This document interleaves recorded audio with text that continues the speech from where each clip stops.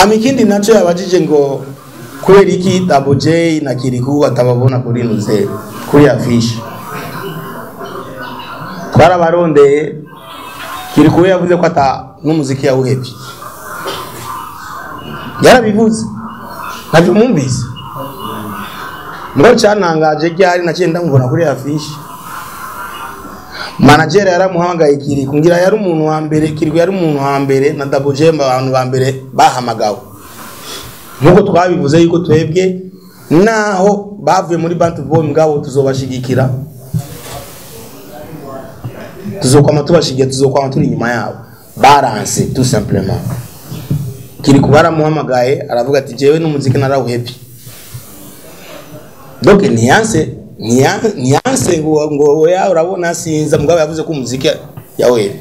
Nanje nkibona posta yo naciye namwandika kumbe wa muziki none warauhebye canke ngo ivyo bintu bya maposta je ntavyo nzi ngo ndiko ndarondera aba bantu babigize. Double J n'ubu telefone iyo ngira yaramu block na manager. Ivyo ni ivy'ukuri ndiko ndababwira si ububeshi. Sasa mtu akianza kubloke wewe wavuze ko umushigikira bica bigenda gute?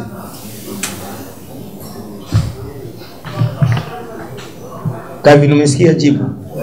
Kiriku aliitwa akasema kwamba muziki ameacha. Lakini kwenye mabango yupo, kwenye bango zingine yupo. Double J labda alimbloki hata huya hapokei wala ajibu hata na message. That's it. Uko nukuri. Chamuzo barondere mubabaze ti why. Kandi ndazi yuko mufise ibibazo byinshi mugabo malheureusement tuko turavuga ikintu cyanuze ca Festival de l'Independance. Mugabo uzoshaka kumenya ukuri kwa Double J na Kiriku muzobarondere. Sinogwa munavumbuana ngo muravumburana muzobaronde mubabaze impamvu batashatse gusinya ku renouveler compte. Kandi abantu baguma baducafuza abantu bari amanuze ama TV online baducafuza bagize iki c'est pas nous ngira karasoye ikete ku mugaragaro turagerekana. Sinzi ko ari abantu bazi gusoma cyane mwarabonye irya kete. Sitwe twirukanye baki nta Bantu Boy yirukanye Double J, nta Bantu Boy yirukanye Kiriku. Barabajije mushaka kurenouveler contrat ngoya umwana arakura akagenda nyene ni sawa ni imiryango iruguruye umunsi muzo kumva yuko mushaka gusubira karibu imiryango iruguruye. Tumeelewana kaka? Haya. Yo kuma afishi yabonye hari abaririmbyi benshi batandubaye mbwa rero indi lebo tabone gasi lebo ni si imwe gusa hariho na Konde Gang ya Lolilo Simba Gang pardon Simba Gang ya hariho Master Music ron kandi kimwe twebwe nitwegere amalebo twegere abaririmbyi nimba washaka kumenya ngo kubera iki hatari umuririmbyi wo muri Empire umuntu uramutimurira no kuri mariage yawe ntaseruke tukisha ukuri kuri mariage ukamutumira kuko urazi iminsi mikuru ni itatu kwisi kuvuka kugira mariage no gupfa ni ibintu bitatu biri inoubliable. Ibi by'amakonsere bive ni ibintu birengana kuryoherwa tu. Ndagutumire kuri mariage yanje ndamucubahiro ntuze noronka courage yo gutumira gute kandi urakabeza ngiye nakishimira cyo kubaza mugabo no kuri kw'Imana twebwe niwashaka twarabiyumviriye mugabo twaratinye bivanye na invitation ya mbere twabatumiye bakanka baseruka kurakoze amani bazi kibazo cha kabiri ngira isazo cy'ishuri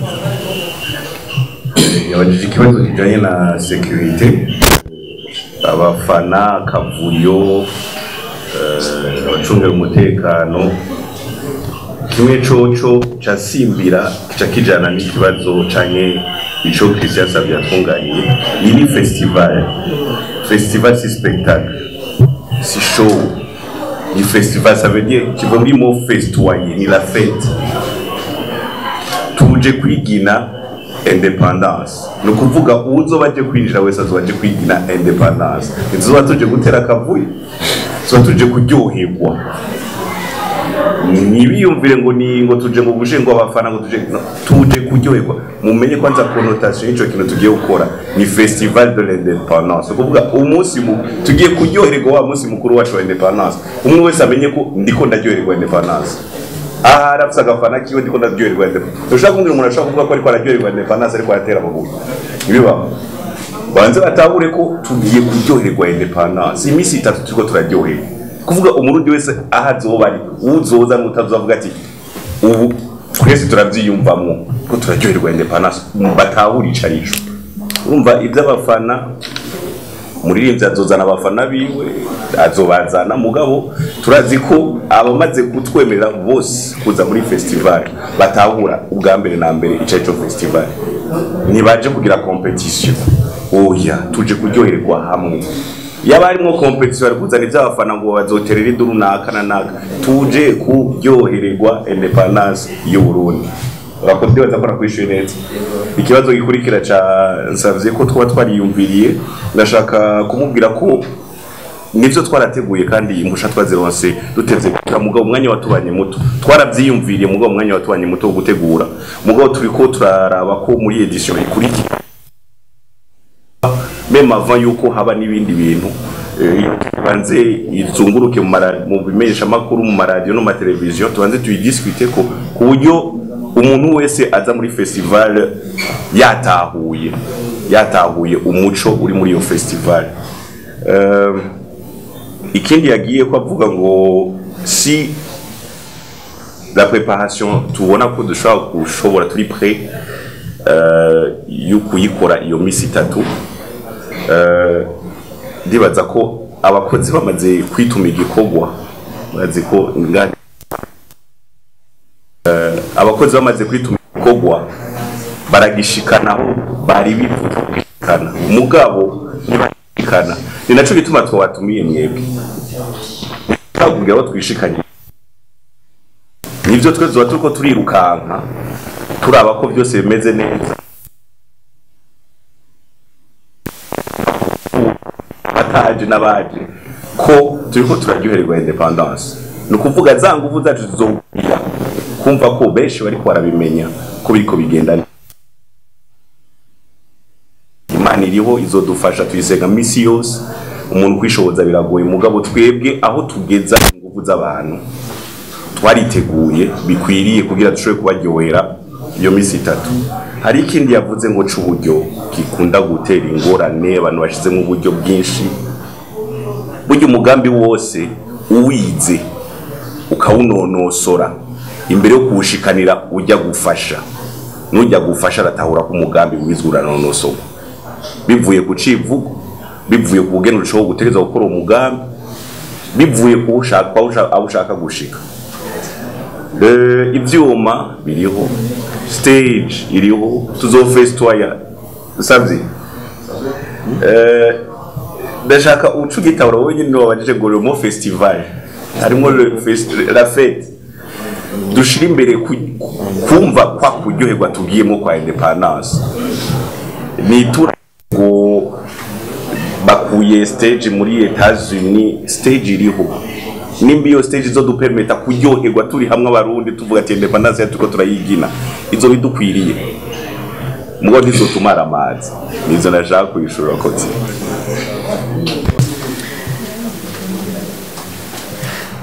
Wa mbere Edison yabajije ati kuki muntabwiye aba artiste bose.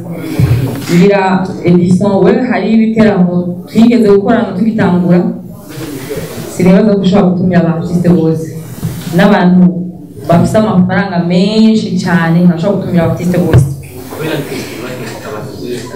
festival nimba uri umujournaliste naze ko tutinforme beaucoup uraraba amafestivale yo kwisi yose ubikurikirana uko abarundi bose ariko umartiste hakuye twe twama tubikora tuvuga yuko umartiste n'akazi siko jewe sinzohagurutsa umartiste kuko nandazi ko naje batohagurutsa tugende kuririmba batadukwirije amategeko yacu siko twebwe abartiste bose bo muri iki gihugu twakwiriza amategeko yabo amwe yuko haje uwundi muntu avuga ati jeje be uzakwiye abartiste bose barondera twarashoboye mu buryo dufise mu buryo twashoboye kuronka gufata abartiste mwashoboye kubona muri edisi zo gukurikira ibintu bigenze neza kurusha uko byagenze ubu twoshobora gufata n'abandi hacamo n'akandi karyo ko kwishura ikibazo wabaje ati kuki mwagize gutumbura gusa mutagiye no mu zindi ntara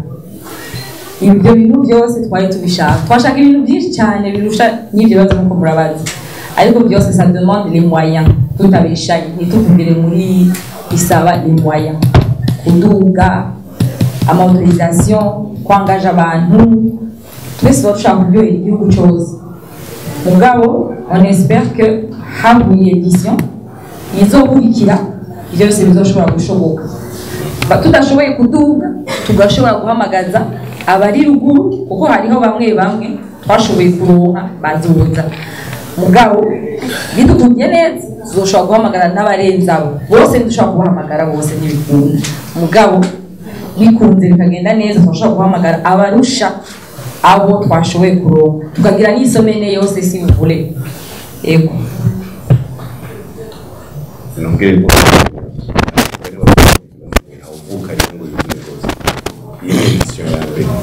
tubishoboye byose ukuntu turiko turagerageza aho dushoboye gushikana byiza kwa kundi Fizo yavuga ubanze mushimire byiza aho bigeze hanyuma bitike zo kuvuga ko tutatumiye muduha kanya tubanze twiyubake kubera nta ushinga umushinga utangura kumubwira ngo inzu yakunaniye ariko aduza impome uramurindira agashikana hejuru agasakara ukabona ko ashize ku imiryango bimunaniye ashize ku imiryango twe twaheje gusakara tuko dushaka ku imiryango mugabo niyo tugeza muri aka kanya tuca kurondera ibidashoboka ngo tuvyemerera abantu bigwe baramanuka dutera n'induru ngaha kandi atavyo dushoboye twagejeje aho dushoboye kandi mwabonye ko twaragerageje ivyo rero tubanze dushima aho tugeze kubera navyo n'ivyari vyoroshe kugira twashike nkaca mboneraho no kubabwira ko ndiko ndantisipa kubera nabonye ari umuntu yarafise ikibazo hajya mugongo mandacantisipa natakivuze nabonye ico ashaka kubaza bariho abadusaba nico kibazo rufise ngo ntibakibajije bariho abashaka nico wari ufise ngo ntibakibajije bariho abashaka kuza muri festival mugabo ndakubaza kubemerera ego ari abo ushobora kwemerera n'abandi ushobora kugira ati turabona ubwene turavye ukugene twapanze vyose turabona ko bidashoboka none twemere dusubire muri kakavuyo kandi twari dukeneye gupanga iki est-ce que wa mu artiste azoshavura ngo twamwankiye tumwemerera akacaja mwakavuyo yoryoherwa ko yagiye mwakavuyo kubera twakweze bose turashiramo mwevyo baryohera kindi baza ko icoryoha ari uko twotegura neza ivyo twateguye tubishikane kwanza biryohe ibindi byose bizojamwo mugabo dutangurira aho tugeze abandi bazojamwo dutangurira aho tugeze nituce turondera gushika kuyisonga tararonka na hasi turi nta muntu twakumiriye twagize uko dushoboye hama merci beaucoup kubona mwaje mukuri kw'Imana je sinari niteze yuko muza munganuko biranshimishije cyane naryasha bugi wanje ubu byagabanutse byahenze byari kuri 80% ubu rigeze kuri 5 biraheze antuka ndabakurisha vraiment mwatweretse urukundo nukuri kw'Imana murakoze cyane kandi turashaka yuko nguma mudushigikira kuko ni byacu twese twabigize ku ntumbero nkuko yabivuze kwigira twese nk'abarundi murakoze cyane imana ibahezagire. Amen.